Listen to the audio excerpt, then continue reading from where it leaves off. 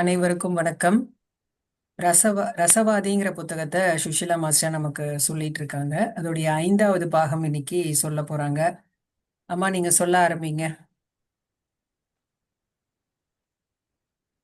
ஓகேம்மா. மாஸ்டர் அனைவருக்கும் வணக்கம்.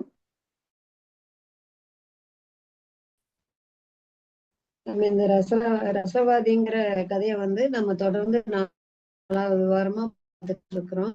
இப்ப அதுல இவர் பேசிட்டு தன் கனவு எகிப்து போகணும், அங்க ஒரு புதையல் எடுக்க போகணுங்கிறது தான் இந்த சாண்டியாகோ, அந்த ஆடுமேய்க்க சிறுவனுடைய கனவு. அதை அடைய போற வழியில ஒரு 2 பேரெல்லாம் சந்திக்கிறான். அதுல முக்கியமானவர் அந்த வயதான அரசர். அவர் தானா இவன் கூட பேசி இவனுக்கு நல்ல அறிவுரை எல்லாம் செஞ்சுட்டு, நீ போறதுக்காக கொஞ்சம் ஹெல்ப் பண்ணி அது ஒரு கதையும் சொல்லி அனுப்பிச்சு விடுறாரு. அதோட நான் போன வாரம் முடிச்சேன். இப்ப அந்த சாண்டியாகோ அதுல அரசு தாத்தாவுக்கு ஒரு 6-8 இது அவனுடைய ஆடுகளை கொடுத்துட்டு அதற்கான பணத்தையும் வாங்கி நிறைய வச்சிட்டு இருக்கான் கையில. பணமும் இருக்கு. அதோட அப்படியே டிராவல் பண்ணிட்டு போய் எப்படியாவது எகிப்து போகணும், பிரமிட பார்க்கணும் அப்படிங்கிற ஒரு ஆசையில பணம் இருக்கிறதுனால ஆப்பிரிக்காவுக்கு போறான். அங்க போகணும்னு ஆப்பிரிக்காவுல டேஞ்சியர்ங்கிற ஒரு நகரத்துக்கு போறான். அங்க போனோம்னு இவனுக்கு ஏதோ தனியா இருக்கிற மாதிரி ஒரு ஃபீலிங் வருது. ஏன்னா அரசு தாத்தாவும் சொல்லிட்டு அனுப்பிச்சுட்டு போயிட்டாரு, பணம் இருக்கு, ஆனா கூட தனியா இருக்கிற மாதிரி இருக்கு. அங்க கூட்டமா ஒரு கடையில நிறைய பேர் உட்காந்து ரொம்ப பேசிட்டு அந்த விடுதி அந்த இதுல சா ஒரு ஹோட்டல் அதுல உட்காந்து எல்லாம் காஃபி டீ எல்லாம் குடிச்சிட்டு இருப்பாங்க.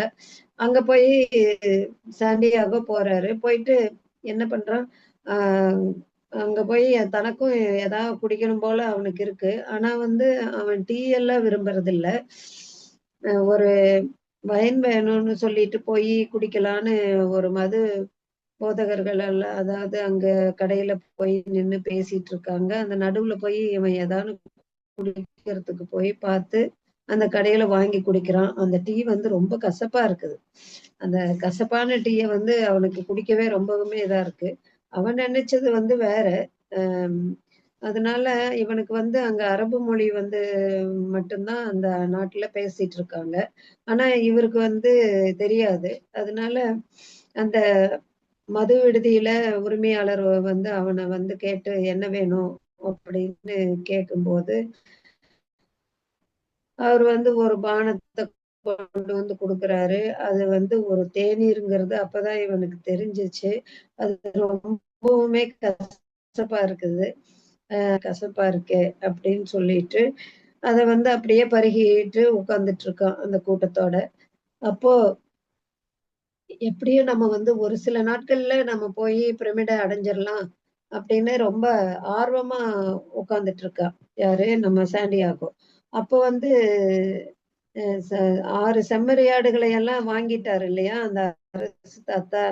அதனால அவர் சொன்னது என்னன்னா, நீ கொஞ்ச நாள்ல ஒரு சில நாட்களில் போய் பிரமிட போய் இப்ப அடைஞ்சிருவேன் அப்படின்னு சொல்லி அந்த அரசு தாத்தா சொல்லியிருக்காரு. அது உண்மையா பொய்யா அப்படிங்கிறது இவனுக்கு புரியல. என்னன்னா, ஒரு சமயம் அந்த ஆடுகள் எல்லாம் வாங்குனதுக்காக அவர் சொன்னாரோ அப்படின்னு நினைச்சுக்கிட்டு அவன் அந்த பயணத்தை தொடர்றான். அந்த தேநீர் கடையில அது ரொம்ப கசப்பா இருக்குது. அதை குடிக்க அவனால முடியல.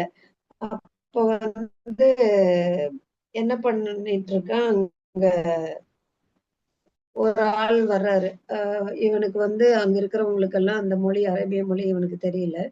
அப்போ ஒரு இடத்துல உட்கார்ந்துட்டு இருக்கும்போது என்ன ஒண்ணு சொல்றான்னா, அந்த அரசு தாத்தா சொன்னாரு முதல்ல, எங்க போனீனாலும் நீ இத பாத்துக்கோ, அதாவது ஒரு இடத்துலயும் போய் சேரும் பொழுதும் ஒரு குறிப்பிட்ட பறவை ஒண்ணு இருந்துச்சுன்னா அந்த இடத்துல பாம்பு இருக்குதுன்னு அர்த்தம். அந்த மாதிரி இது மாதிரி சில என்ன சொல்றது, அதுக்கு பேரு சில சிக்னல் அது. ஆமா, சிக்னல்ஸ் எல்லாம் பார்த்துட்டு பாத்துக்கோன்னு சொல்லி அந்த அரசு தாத்தா சொல்லியிருப்பாரு. அதையே நான் மனசுல வச்சுக்கிட்டு அப்படியே நடந்து போயிட்டு அப்படியே உட்கார்ந்துட்டு யோசிச்சுட்டு இருக்கிறான் அந்த கடையில தேநீர் பருகிட்டு. அப்ப ஒரு ஆள் பின்னாடி, யார் நீ அப்படின்னு ஸ்பானிய ஸ்பானிய மொழியில கேட்பாரு. இவனுக்குதான் அரேபியா தெரியாது. ஸ்பானிய மொழியில கேட்டோன்னே இவனுக்கு ஒரே சந்தோஷமாகிறது. ஓ, இங்க கூட அதை கேட்டு கொஞ்சம் நிம்மதி அடைஞ்சு இது வரைக்கும் நம்ம தெரியாம இருந்தோம். இப்ப நம்மள தெரிஞ்சு ஒரு ஆள் கேட்கிறாரு, இந்த மொழி தெரியுதே ஸ்பானிய மொழின்னு சொல்லிட்டு, அப்படியே அந்த சகுனங்களை பத்தி, அதாவது அவன் அப்படியே சிந்திச்சுட்டு இருந்தபோது, பின்னாடி ஒரு குரல் கேட்டு அவன் திரும்பி பார்க்குறான். அங்க பார்த்த உடனே, "நீ எப்படி இங்க வந்து நீங்க ஸ்பானிய மொழியில பேசுறீங்க?" அப்படின்னு சாண்டியாகோ கேட்ட உடனே, அந்த ஆள் வந்து இவன ஒத்த வயசே இருந்துச்சு. அவர் வந்து சொன்னாரு, "இல்ல, இல்ல. நான் வந்து இந்த நகரைச் சேர்ந்தவன் தான். ஆனாலும் எனக்கு இந்த மொழி தெரியும்." அப்படின்னு சொன்னோனே, இங்க எல்லாருமே நெறைய பேரு கிட்டத்தட்ட ஸ்பானிய மொழி எல்லாம் பேசுவாங்க. அப்படின்னு அவனும் சொல்லிட்டு, அ இங்கிருந்து ஆனா ஸ்பெயின் என்ன இங்கிருந்து ஒரு 2 மணி தூரத்துல தான் ஸ்பெயின் இருக்குது. அதனால எல்லாருமே அந்த மொழிய பேசுவாங்க அப்படின்னு சொல்லிட்டு இருப்பான். அந்த வந்த ஆள் சொல்லுவாரு. அப்ப வந்து இங்கேயே வந்து உட்கார்ந்துக்குங்க. ஏதேனும் உங்களுக்கு வாங்கி தர்றேன். அ அ அப்படின்னு சொல்லி அந்த ஸ்பானிய மொழி பேசின அந்த இளைஞன் கூப்பிடுவாரு. அதுக்கு சாண்டியாகோவுக்கு ஒரே சந்தோஷமாகிரும். பரவால்ல. எனக்கு வந்து ஒரு கிளாஸ் ஒயின் மட்டும் வாங்கி தந்தீங்கன்னா போதும். இந்த டீ வந்து எனக்கு பிடிக்கல இந்த தேநீரு அப்படின்னு சொல்லுவான். அப்ப வந்து அந்த ஆளு வந்தவரு சொல்லுவாரு, "இல்ல, இல்ல இந்த நாட்டுல வந்து ஒயினே கிடைக்காது.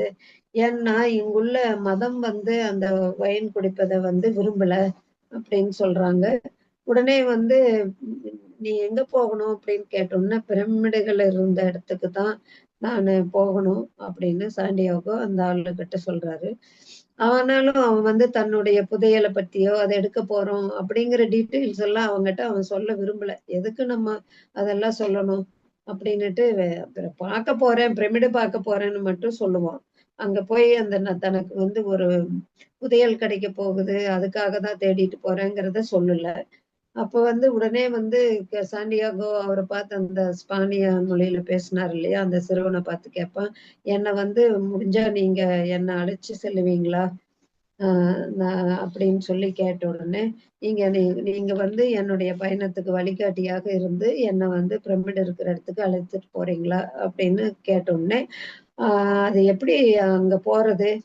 உனக்கு ஏதேனும் யோசனை இருக்கிறதா?" என்று அந்த இளைஞன் கேட்டான். அப்போது அந்த "எனக்கு ஒண்ணும் தெரியாது" அப்படின்னு சொல்லிட்டு இருக்கும்போது, உடனே வந்து "அங்க போறதுக்கான பணமெல்லாம் உங்கிட்ட இருக்கா?" அப்படின்னு கேட்பாரு அந்த இளைஞன். உடனே இவன் வந்து என்கிட்ட போதுமான பணம் இருக்குதுன்னு அந்த பணம் வந்து தன்கிட்ட இருந்தத எடுத்து காட்டுவான்.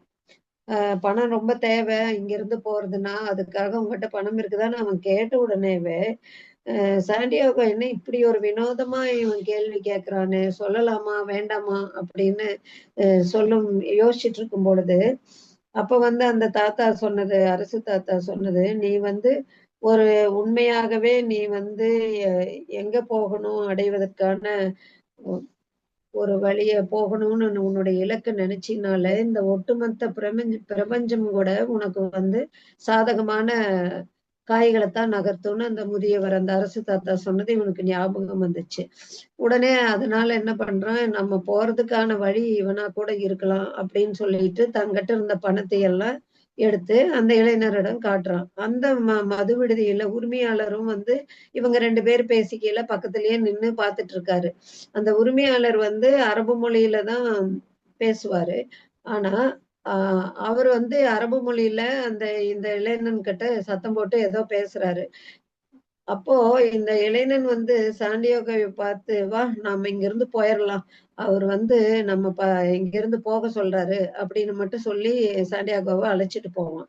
இத கேட்ட உடனே சாண்டியாகோவுக்கு ரொம்ப நிம்மதியா இருக்குது. ஏன்னா, ஏதோ அவரு தான் அந்த உரிமையாளர் தான் தப்பா ஏதோ இது பண்றாரு போல இருக்கு.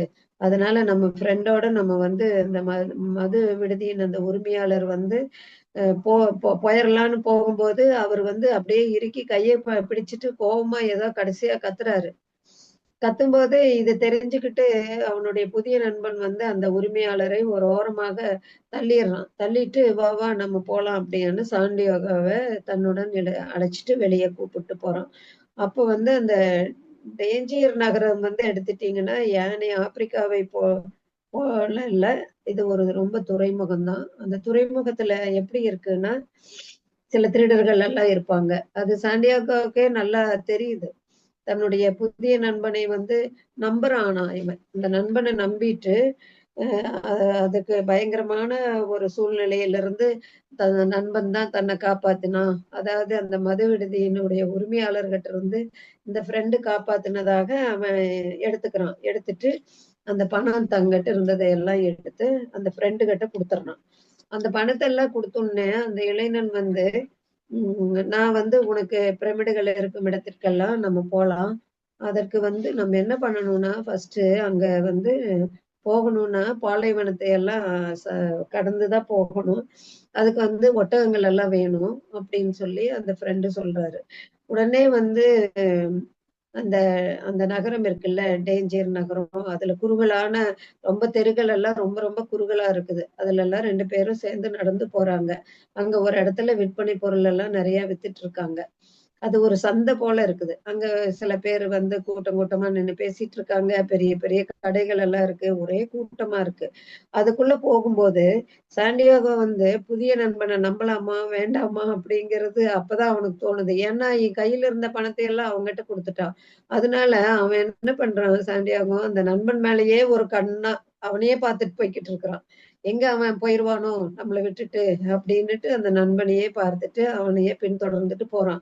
ஒரு இடத்துல போனோம்னே என்ன ஆகுது, அந்த ஒரு கடையில வந்து ஒரு பெரிய வாள் கத்தி இருக்குது. அந்த கத்தியில வந்து உரையில அந்த கைப்பிடி எல்லாம் இருக்குல்ல, அதுல வந்து நல்லா கற்கள் எல்லாம் பதிச்சும், உரை வந்து நல்லா வெள்ளியிலான அப்படியே பளபளன்னு பார்க்கறதுக்கே அழகா இருக்குது. அந்த கத்தி பார்த்தோன்னே ஒரு சமயம் தான், ஒரு கொஞ்ச நேரம் தான், ஒரு சில கணம் தான் வந்து அவன் அப்படியே ஸ்தம்பித்து நின்னுடுறான். யாரு? நம்ம சாண்டியாகோ.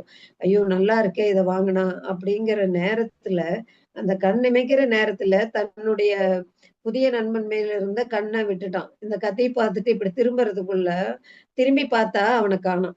எங்கேயோ போயிட்டான். அந்த கொஞ்ச நேரத்துல அந்த ஃப்ரெண்ட் வந்து போயிட்டான். ஐயய்யோ! என்ன இப்படி நடந்துருச்சே! ரொம்ப குழப்பமா இருக்கு அவனுக்கே. நம்ம நம்பி ஏமாந்துட்டோமோ!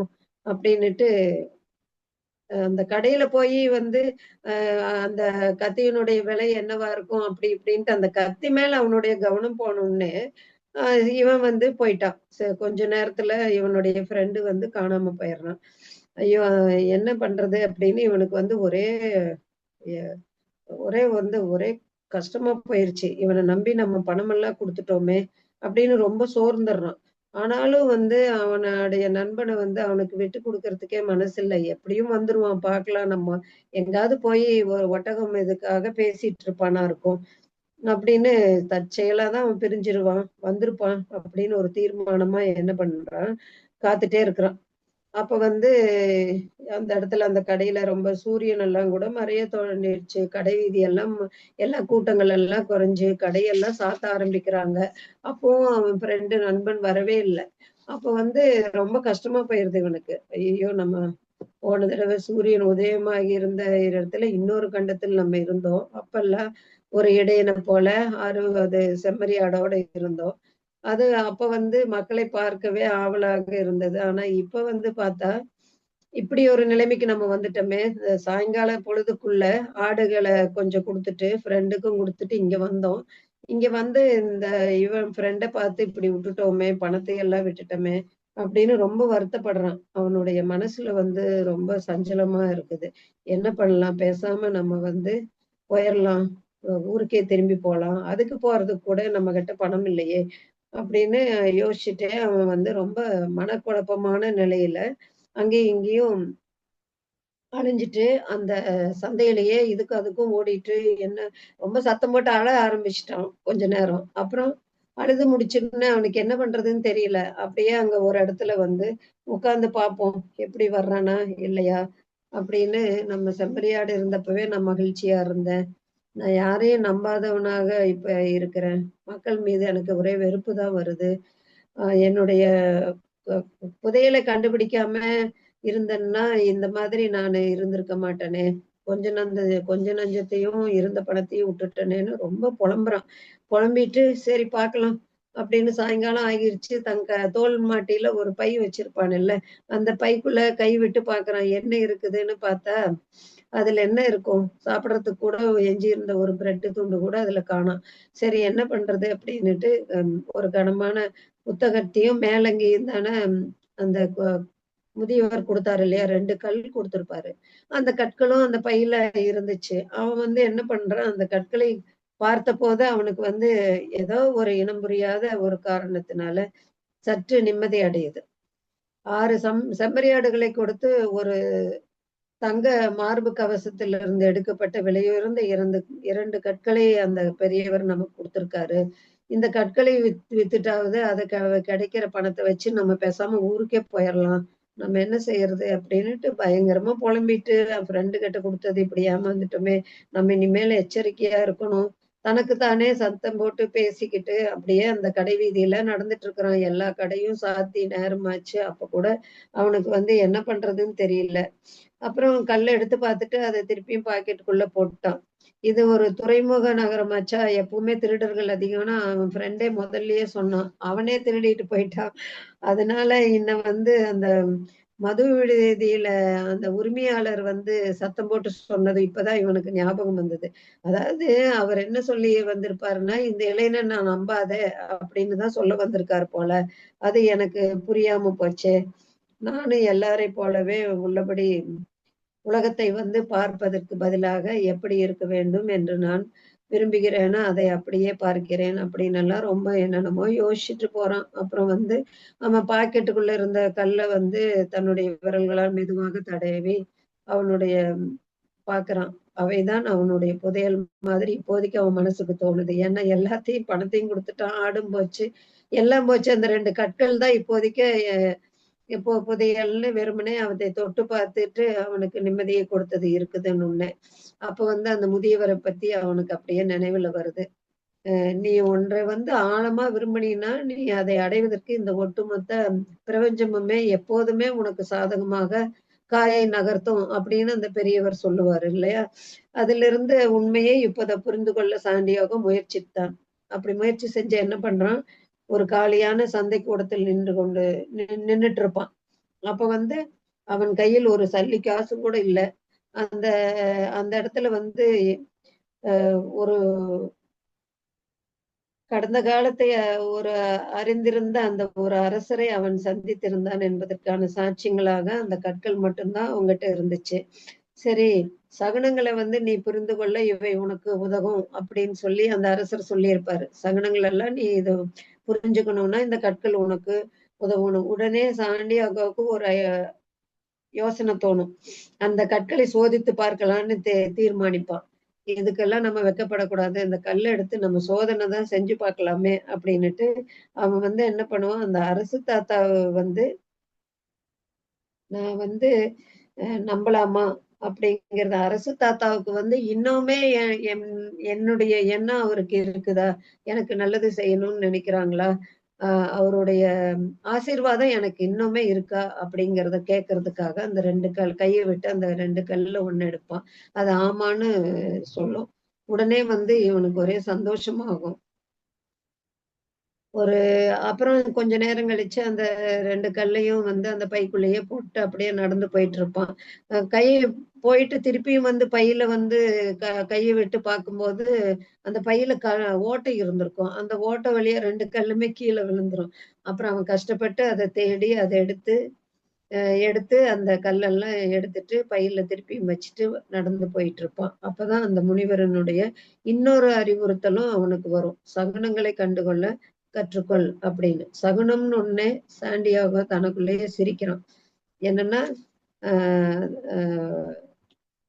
அ இந்த தாத்தா சொல்லுவாரு இல்லையா? அவங்க தாத்தா, இந்த சகுனங்கள் எப்பவுமே பார்த்துக்கணும். அது நல்லதுன்னு. அதே மாதிரி அந்த அரசு தாத்தாவும் சொல்லுவான். சகுனங்கள் எல்லாம் பார்த்துக்கணும். அந்த கற்கள் வந்து தன்னுடைய விருப்பம் போல எப்பொழுது வேண்டுமானும் கீழ விழுந்தா விழட்டும். நான் வந்து கேட்ட சகுனம் வந்து கரெக்ட்டா அரசு தாத்தாவுக்கு அவருடைய ஆசீர்வாதம் எனக்கு எப்பவும் இருக்குதுங்கிறது சரின்னு சொல்லுச்சு. இந்த கற்களோட வேலை அதான். அதனால நம்ம உள்ள அந்த ஓட்டையா இருந்தாலும் திரும்பி தேடி எடுத்து அதிலேயே அந்த பையிலேயே போட்டு அவன் திரும்பவும் போய்க்கிட்டு இருக்கிறான். ம். ஏன்னா, அந்த கற்கள் வந்து முதியவர் இன்னுமே அவனுடன் இருந்ததாகத்தான் கூறியிருந்தன. அது அவனுடைய மனதிற்கு வந்து ரொம்ப நிம்மதிய கொடுக்குது. தாத்தா நம்ம கூட தான் இருக்காரு. நமக்கு எப்போ ஹெல்ப் பண்ணுவாரு அப்படிங்கிற மாதிரி புரிஞ்சபோது, தன்னுடைய பரிதவிப்பு வந்து கொஞ்சம் குறைஞ்சிருக்கு. அத உணர்றான். இது ஒன்றும் ஒரு வினோதமான இடம் இல்லை, இது ஒரு புதிய இடம் அவ்வளவுதான் அப்படின்னு மனசை கொஞ்சம் தேத்திக்கிட்டு, புதிய இடங்களை எல்லாம் தெரிஞ்சு கொள்றதுக்குத்தானே நான் வந்து எப்போதும் விரும்பி வந்தேன் ஊர் ஊரா சுத்தணும்னு. அதனால இது ஒரு வினோதமான இடம் இல்லை, புதிய இடம்தான். என்னால் ஒருபோதும் பிரமிடுகளுக்கெல்லாம் இன்னும் போக முடியாவிட்டாலும் கூட எனக்கு தெரிந்த அனைத்து இடையர்களையும் விட நான் ஏற்கனவே வெகு தூரம் எல்லாம் பயணித்தேன். ஒரு ஒரு ஊரா சுத்தி பார்க்கணும்னு தானே நான் விரும்பினேன். இப்ப வந்து தாங்கள் இருக்கும் இடத்திலிருந்து கப்பலில் 2 மணி நேரம் பயண தூரத்தில் இருக்கின்ற ஓரிடத்தில் விஷயங்கள் எவ்வளவு வித்தியாசமாக இருக்கின்றன அப்படிங்கிறது கண்டுட்டேன் நானு. ஏன்னா அவன் இருந்த இடத்துல இருந்து கப்பல்ல 2 மணி தூரத்துல வந்துதான் இந்த ஆப்பிரிக்காவை அடைஞ்சான் இல்லையா? இந்த இடம் எப்படி இருக்குங்கிறத நான் தெரிஞ்சுட்டேன். அதே போதும். அந்த வால் அப்ப வந்து அவனுக்கு அந்த வாளினுடைய நினைவு வருது. வாங்க போனான் இல்லையா?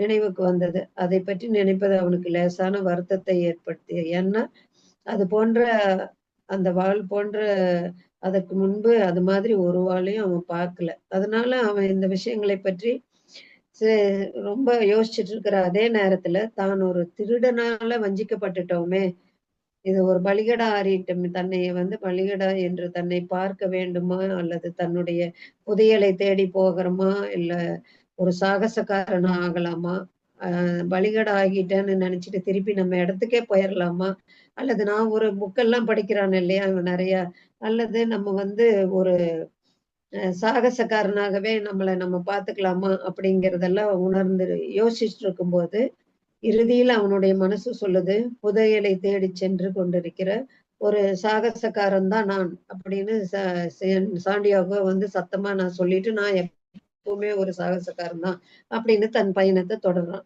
அடுத்து வந்து திடீர்னு அவனை வேகமாக முழுக்கியதில் அவன் திடுக்கிட்டு கண் விழிச்சான். இதெல்லாம் படுத்துட்டே கனவு கண்டுட்டு இருக்காரு. அந்த இதுல படுத்துட்டே என்ன நடந்துச்சு இது வரைக்கும், அவன் ஃப்ரெண்ட் அவனை ஏமாத்துனது, அந்த வாளை பார்த்து விட்டது, அரசன் சொன்னது, இதெல்லாம் யோசிச்சுட்டு திடீர்னு கண் விழிச்சு பார்க்கையில அந்த சந்தையில வந்து நடுவே அவன் தூங்கிட்டு இருக்கிறான். அப்ப வந்து யாரோ ஒருத்தர் இவனை எழுப்புறாரு. அப்ப எழுப்பின உடனே அவன் சுத்தி முத்தி செம்மறி ஆடுகளை தூக்க கலக்கத்துல தேடுறான். அப்பதான் அவனுக்கு நினைவுக்கு வருது, நம்ம ஒரு புதிய உலகில போய் இருக்கோம், இதை வந்து நம்ம கனவு கண்டுட்டு இருக்கிறோம் அப்படின்னு. இந்த அவன் வந்து இனியும் இந்த செம்மறி ஆடுகளுக்கான தீ தீவனம் தண்ணீர் எல்லாம் நம்ம இன்னும் தேடி போக வேண்டியதில்லை. ஏன்னா ஆடு இருந்தா தானே அதுக்கு தீவனம் வேணும், தண்ணீர் வேணும். இப்பதான் ஆடெல்லாம் நம்ம கொடுத்துட்டோமே. அதற்கு மாறாக தன்னுடைய புதையலை தேடி செல்ல முடியும். அவனோட ஜல்லி காசு கூட இப்ப இல்ல. ஆனா புதையல் தேடணும், சாகசக்காரன் ஆகணும்னு அந்த எண்ணம் மட்டும் சாண்டியாகோ கிட்ட இருக்கு. ஆனால் அவனிடம் வந்து கடவுள் நம்பிக்கையும் அதிகமா இருந்தது. புத்தகங்களில் தான் சாகசக்காரனை பத்தி படிச்சும் பிரமித்தும் இருக்கிறான். அவர்களைப் போல தானும் ஒரு சாகசக்காரனாக ஆகவிருந்ததாக முந்தைய இரவின் பொழுது அந்த இரவுல தூக்கத்துல தீர்மானிச்சுட்டு எந்திரிச்சு போறான். அந்த சந்தையில அப்படியே நடந்து போய்கிட்டு இருக்கும் பொழுது வியாபாரிகள் எல்லாம் தற்காலிக கடைகளை எல்லாம் காலையில ஆச்சுல்ல திருப்பி எந்திரிச்சு அவங்க கடையெல்லாம் திறந்து அழகா ஒண்ணு திறந்து வைக்கவும், யார் யாரு என்னென்ன பொருள் எல்லாம் முன்னாடி எடுத்து வைக்கணுமோ அதெல்லாம் பண்ணிட்டு இருப்பாங்க. அப்ப வந்து ஒரு வியாபாரியாக தன்னுடைய வாழ்க்கை எப்படிப்பட்டதை அப்படிங்கிறத அறிந்திருந்த ஒருத்தர் வந்து ஒரு வயசானவர். அவர் வந்து ஒரு சாக்லேட் ஒரு மிட்டாய் கடையை திறந்து வச்சு அவர் பாட்டுக்கு மிட்டாய்கள் எல்லாம் எடுத்து வச்சிட்டு இருப்பாரு அந்த மிட்டாய் வியாபாரி. அவர் வந்து பல இடங்களுக்கு பயணிப்பதற்கோ அல்லது ஒரு தான் கடை உரிமையாளரின் மகளை திருமணம் இவன் மனசுல என்ன இருந்துச்சு, ஒரு உரிமையாளருடைய பொண்ணை கல்யாணம் பண்ணணும், எல்லா இடங்களையும் சுத்தி பார்க்கணும், அதெல்லாம் அந்த மிட்டாய் கடைக்காரருக்கு இல்ல. அவர் வந்து எப்பவுமே ரொட்டீனா என்ன பண்றாங்க, மிட்டாய்களை தயாரிக்கணும், அவருக்கு பிடித்திருப்பதால் அவர் அதை செய்யறான். அதே மாதிரிதான் அந்த முதிய அரசரும் செய்திருந்த ஒரு காரியத்தை தன்னாலும் செய்ய முடியும் அப்படின்னு அவன் உணர்ந்தான். எப்படிம்மா, ஒருத்தரை பார்த்தோன்னே அவங்க எப்படியாப்பட்டவங்கன்னு கணிச்சிடுறான். இப்ப அந்த மிட்டாய் கடைக்காரரை பாக்குறான், பார்த்தோன்னே அந்த ஆளை பத்தி அவர் வந்து எங்கேயும் சுத்தி போக மாட்டார் போல இருக்கு, எந்திரிக்கிறாரு ரொட்டீனா மிட்டாயை இது பண்றாரு செய்யறாரு அப்படின்னு அவரை பற்றிய ஒரு அவரை அவரை பத்தி இவன் புரிஞ்சுக்கிறான். இந்த ஆள் இப்படித்தான் ஒருத்தரை பார்த்தோன்னே அந்த அரசு தாத்தா எப்படி இவனை பார்த்தோன்னே கண்டுபிடிச்சிருவாரு இல்லையா, உன்னுடைய இலக்கு இப்படி நோக்கி நீ போயிட்டு இருக்கிறன்னு. அதே மாதிரி அந்த மிட்டாய் கடைக்காரனும் தன்னுடைய கடையை வந்து கட்டி அமைத்து முடித்த போது அன்றைய தினம் தான் தயாரித்திருந்த முதல் இனிப்பை அவர் சாண்டியோகோவுக்கு கொடுத்தாரு. அவர் கடையில படுத்து தூங்கி எந்திரிச்சதுனால முதல்ல இவனுக்கு கொடுக்குறாங்க. அவன் அவருக்கு நன்றி கூறிட்டு அந்த இனிப்பை சாப்பிட்டு அங்கிருந்து புறப்பட்டு அப்படியே நடந்து போய்க்கிட்டு இருக்கான். அப்ப சிறிது தூரம் நடந்து சென்றதும் தானும் அந்த மிட்டாய்க்காரரும் அவருடைய கடையை கட்டியமைத்துக் கொண்டிருந்த பொழுது அவர் அரபு மொழியில் பேசுகிறது. ஆமா, அந்த ஆளுக்கு ஹெல்ப் பண்றான் இவன். அந்த வயசானவர் மிட்டாய் கடையை திறக்கும் போது கூடவே சாண்டியாகவும் நின்னு அதெல்லாம் எடுத்து ஒழுங்குபடுத்தி கொடுத்ததுனால அவரு மிட்டாய் கொடுக்குறாரு. ஆனாலும் ஒருவரை ஒருவர் புரிஞ்சுட்டாங்க. அந்த மிட்டாய் கடைக்காரர் அரபிய மொழியில பேசுறாரு, இவன் ஸ்பானிய மொழி. இருந்தா கூட மொழி தெரியாட்டி கூட அவங்கவங்க பார்த்த உடனே புரிஞ்சுக்கிறாங்க. வார்த்தைகள் சாராத ஒரு மொழி இருக்கத்தான் இருக்கிறது. என்னுடைய செம்மறி ஆடுகளுடன் இவன் ஏற்கனவே பேசி பேசி பழக்கம் இருக்குது. அதே மாதிரி இந்த மனுஷர் என்ன நினைக்கிறாருங்கிறத நானும் புரிஞ்சுட்டேன். அவரும் எனக்கு என்னங்கிறத தெரிஞ்சுட்டாரு அப்படின்னு அவனை பத்தியே ரொம்ப ரொம்ப பெருமையா நினைச்சிட்டு, இதெல்லாம் ரொம்ப நல்லா இருக்கு. நமக்கு அந்த மொழி தெரியாட்டி கூட அவங்கள பத்தி புரிஞ்சுக்கிறது முடியுது, என்னால முடியுது. அதனால என்னால இந்த உலகத்துல உலகத்தையும் புரிஞ்சு கொள்ள கற்றுக்கொள்ள என்னால் முடியும் அப்படின்னு உணர்வு அவனுக்கு ஏற்படுது. அப்படி ஏற்பட்ட உடனே ரொம்ப ஆசுவாசமாகவும் அவசரமில்லையும் அவசரமே இல்லாமையும் இந்த டேஞ்சியரனுடைய குறுகலான அந்த தெருக்கள் வழியாக நடந்து அப்படியே போய்கிட்டு இருக்கிறோம். உறுதியா எப்படியும் நம்ம சகுனங்களையும் தன்னால் புரிந்து கொள்ள முடியும் அப்படின்னு நினைக்கிறான். இதற்கு ஏராளமான பொறுமை தேவையில்லை என்பதையும் அவன் அறிந்திருந்தான். ஏன்னா இடையர்களுக்கு பொறுமை எப்பவுமே பொறுமை ஒன்றும் அந்நியமானது அல்லவே. எப்பவுமே பொறுமையா தான் இருப்பான். அத்தனை ஆடுகளையும் அவன் மேய்க்கணும். அதுகளுக்கு என்னென்ன வேணுமோ அதனால பொறுமையா தான் நான் இருக்கிறேன். தன்னுடைய செம்மறி ஆடுகளுடன் கற்றுக்கொண்டிருந்த அதே படிப்பினை தான் இந்த வினோத நகரத்துல செயல்படுத்திக் கொண்டிருந்ததை அவன் மீண்டும் அவனுக்கே அறிவுறுத்தது. திருப்பி என்ன பண்றான், அங்கிருந்து அப்படியே நடந்து போயிட்டு இருக்கையில ஒரு உயரமான இடத்துல படிக கண்ணாடியாலான பொருட்களை விற்பனை செஞ்சு ஒரு முதிய வியாபாரி ஒருத்தர் அதிகாலையிலே கண் விழிச்சு இருக்கிறாரு. தினமும் காலையில் தனக்கு ஏற்பட்ட அதே கவலையை இன்றும் அவர் உணர்ந்தார். 30 ஆண்டுகளாகவே ஒரே இடத்துலயே அவர் இருந்துட்டு அந்த சிறிய குன்றா இருக்குது மேல, மலையின் மேல. அந்த குன்றின் மேல அந்த கடையை திறந்து வைக்கிறாரு. அந்த தெருவிலே இருந்த ஒரே கடை அவருடையதுதான். அதனால வாடிக்கையாளர்கள் கொஞ்சம் சில வாடிக்கையாளர்கள் தான் வந்துட்டு போறாங்க. அதை எதையுமே அவர் மாற்றுவதற்கு விரும்புறதும் இல்ல. ஏன்னா படிக கண்ணாடியாலான கண்ணாடி கடை தான் வச்சிருக்காரு அவரு. எப்படி வாங்கி விற்பது எப்படி மட்டும்தான் அவருக்கு தெரியும். அதனால ஒரு காலத்துல அந்த வழியாக அரேபிய வியாபாரிகள், பிரெஞ்சுக்காரங்கள்லாம் வர்றவங்கலாம் இந்த கடையில தான் நெறைய பேரு வாங்கிட்டு போவாங்க. அந்த காலகட்டத்தில் அப்படி இருந்துச்சு. ஆனா இப்ப இவர் முதுமை அடைஞ்சு இப்ப இருக்கும் பொழுது, அதே கடைய திறந்து வச்சு உட்கார்ந்திருக்காரு. இப்ப அந்த கடையில கூட்டமே இல்ல, அந்த படிகை கடையில. அத பார்க்குறான். இங்கிருந்து மேல பார்க்குறான். யாரு? சாண்டியாகோ. ஆனா, அ உடனே அங்க போறான் அந்த கடைக்கு. படிகை பொருட்கள் கடைக்கு போயி, அருகே இருந்த மத்த கடையினர் அனைவருமே வெறும் எ ம வர அந்த கடைகளுக்கு பக்கத்திலேயே சில கடைகள் எல்லாம் இருக்கு. ஆனா, இவரு கடையில கூட்டமே இல்ல. இவர் பாவம் வயசானவரு. ஒரு மேட்டின் மீது கஷ்டப்பட்டு ஏறி வரமாட்டாங்க நெறைய பேரு. அங்க இவர் கடையில வாங்க மாட்டாங்க. ஆனா, இருந்தாலும் படிக கடைக்காரருக்கு வேறு வழி இல்ல. அதனால அந்த பொருட்களை எல்லாம் வாங்குவதிலும், விற்பதிலும் தான் தன்னுடைய வாழ்க்கையினுடைய 30 ஆண்டுகளையுமே கழிச்சுட்டு வர்றாரு. அப்ப இப்ப வேறு ஏதேனும் செய்வதற்கு காலம் இல்ல. ரொம்ப வயசாகிருச்சு. அதனால அந்த தெருவின் வழியாக எப்போதும் யாராவது ஒருத்தர் 2 பேர் செஞ்சா, அது போய் மேல போய் 1, 2 வாங்குவாங்க அவ்வளவுதான். உடனே இவரு சாண்டியாகோ என்ன பண்றான், அவரு என்னென்ன இன்று மதிய உணவுக்காக காலையிலிருந்து நடந்து வந்துட்டான். மதியம் ஆகிருச்சு. இவனுக்கு பசியும் வந்துருச்சு. சரி அந்த கடையில போய் பார்க்கலாமே அப்படின்னு மேல ஏறி போறான். அங்க போன உடனே அவனுடைய கிழிஞ்ச இயல்பான ஆடையும், செலவழிக்க அவனிடம் பணம் எதுவும் இல்லன்னு அந்த வியாபாரி கண்ணுக்கு அவர் பார்த்த உடனேவே கண்டுபிடிச்சாரு. இருந்தாலுமே சாண்டியாகோ அங்கிருந்து போகும் வரை தன்னுடைய மதிய உணவினை சிறிது நேரம் தள்ளி போடலாம் அந்த கடைக்கு வர்றான் அவன். வந்தோனே அவன பார்த்தோனேவே வியாபாரிக்கு தெரிஞ்சுச்சு, இவன் எதுவும் பொருள் வாங்க வரல. பார்த்தாவே தெரியுது அப்படின்னு சொல்லி யோசிக்கிறாரு. அப்ப அந்த கடையில வந்து பல்வேறு மொழிகள் எல்லாம் பேசப்பட்டன அப்படின்னு ஒரு அட்டையில நான் ஒரு ஒரு மொழியில எழுதி வைக்கிறதெல்லாம் பார்த்துட்டேன். இவன் வந்து போறான். அப்படியே போய் கண்ணாடி எல்லாம் இருந்த பொருட்களை எல்லாம் நான் சுத்தப்படுத்தி குடுக்குறேன் உங்களுக்கு. எனக்கு ஒண்ணும் நீங்க பணமெல்லாம் தர வேண்டியதில்ல. எனக்கு ரொம்ப பசிக்குது. அதுக்கு வந்து எனக்கு சாப்பாடு மட்டும் மதிய உணவு மட்டும் குடுங்க. உங்க கண்ணாடி எல்லாம் நான் துடைக்கிறேன்னு, உள்ள ஒரு பெரிய இது வச்சிருந்தான் இல்லையா? பைக்குள்ள பெட்ஷீட் அத எடுத்து கண்ணாடிகள் எல்லாம் இவன் பாட்டுக்கு துடைக்க ஆரம்பிச்சுட்டான். ஆனா வியாபாரி வந்து ஒண்ணுமே பதில் எதுவும் கூறல. இவன் செய்யறதையே பார்த்துட்டு இருக்காரு. அப்ப அவன் சொல்றான், "நீங்க வந்து எனக்கு சாப்பிட மட்டும் ஏதாவது குடுத்தீங்கன்னா போதும்." அப்படின்னு திருப்பியும் கேட்டோன்னே, அப்பவும் வந்து பேசாமயே அவரு வந்து பதில் கூறாமயே இருந்தார். அப்ப வந்து உடனே இவன் நினைச்சுக்கிறான், நம்மளே ஒரு தீர்மானம் எடுத்தா தான் நமக்கு கிடைக்கும்னுட்டு, இவன் பாட்டுக்கு தன்னிச்சையா பெட்ஷீட் இது அவன்கிட்ட வச்சிருந்த அந்த சால்வை எடுத்து, ஃபுல்லா மேலங்கி எடுத்து ஃபுல்லா வந்து துடைக்க ஆரம்பிக்கிறான் கண்ணாடி எல்லாம். துடைச்சிட்டு இருக்கிறான். அப்ப வந்து க என்ன சுத்தமா துடைச்சு அழகா வச்சுட்டு, அது ஒரு நேரமே ஆகிருது. அப்ப வந்து இவன் கண்ணாடிய துடைச்சிட்டு இருக்கையில 2 வாடிக்கையாளர்கள் அந்த கடைக்கு வந்து கண்ணாடி வாங்கிட்டு போறாங்க. இதையும் அந்த பெரியவர் பார்க்குறாரு. பெரியவர் பார்த்தோனே என்ன ஆகுது, அம் எல்லா கண்ணாடி பொருட்களையும் நல்லா தொடச்சு, வச்ச பிறகு சாப்பிட போலாம் அப்படின்னு வியாபாரிக கிட்ட சொல்லிட்டு அவன் தொடச்சிட்டு இருக்கும்போது 2 பேரும் வந்து வாங்கிட்டு போறாங்க கண்ணாடி. அப்போ அ அப்ப வந்து இவருக்கு ஒரே சந்தோஷமாகிறது. நீ வந்து எந்த பொருளையும் சுத்தப்படுத்தியே இருக்க வேண்டாம். உனக்கு பசிக்குதுன்னு, உணவு வேணும்னு நீ கேட்டிருந்தீனாலே, நான் பாட்டுக்கு நான் உனக்கு வாங்கி தருவேன். வா கடைய சாத்திட்டு இந்த பக்கத்துல உள்ள கடைக்கு போய் நம்ம சாப்பிட்டு வருவோம். அப்படின்னு சொல்லி கூப்பிடுவாரு. அப்ப இவன் சொல்லுவான், "அ நீ வந்து எந்த வேலையுமே பார்க்கணும்னு இல்ல. பசின்னு நீ சொல்லியிருந்தாலே நான் வந்து வாங்கி தருவேன்னு சொல்றீங்க.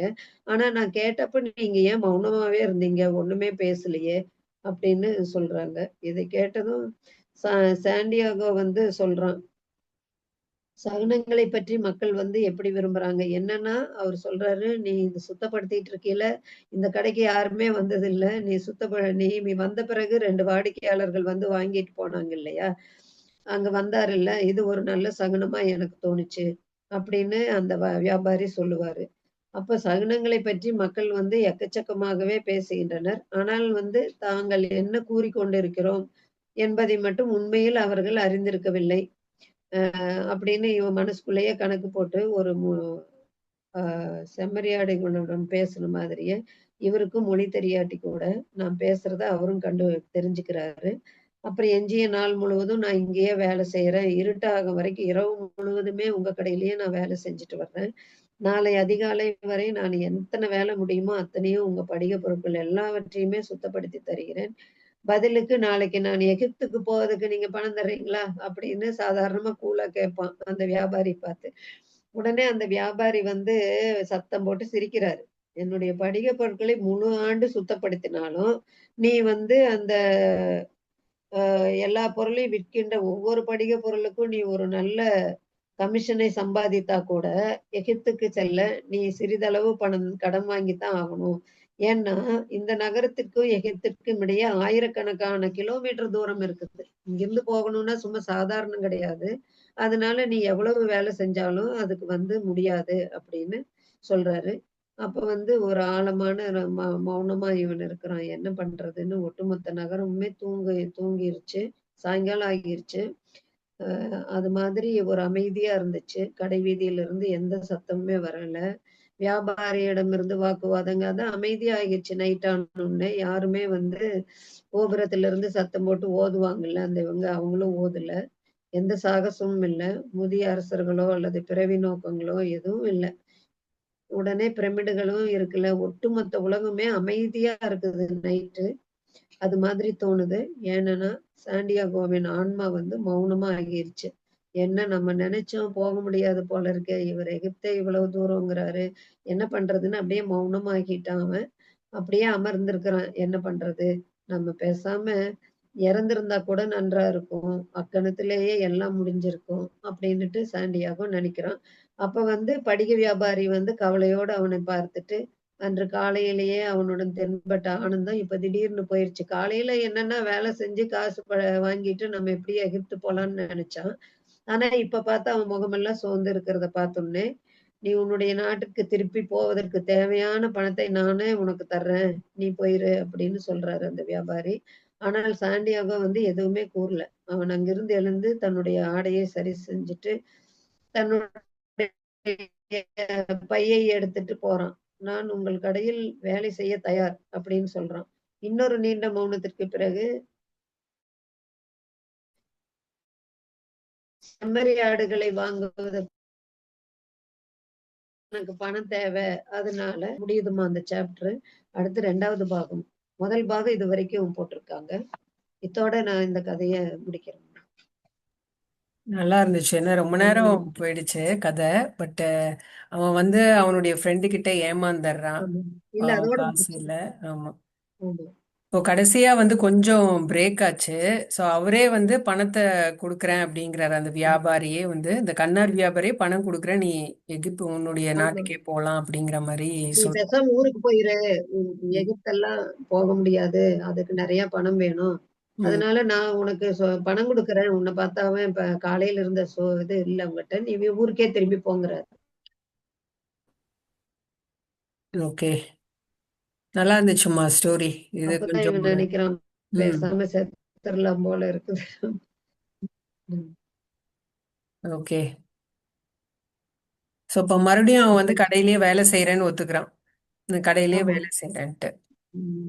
அவர் ஆமா. கொடுக்குற அந்த ஏன்னா பணத்தை தரேங்கிறாரு அவரு. ஆனா அதை அவன் ஏத்துக்கலையா? அதுக்கு ஒன்றும் பதில் சொல்லாம. ஏத்துக்கல. நம்ம கடையில வேலை செஞ்சு, அதனால வர்ற பணத்துக்கு ஆடுகள வாங்கிக்கிறேன் அப்படின்னு. அதான் அவன் மனம் இப்ப 2 இதா இருக்குது.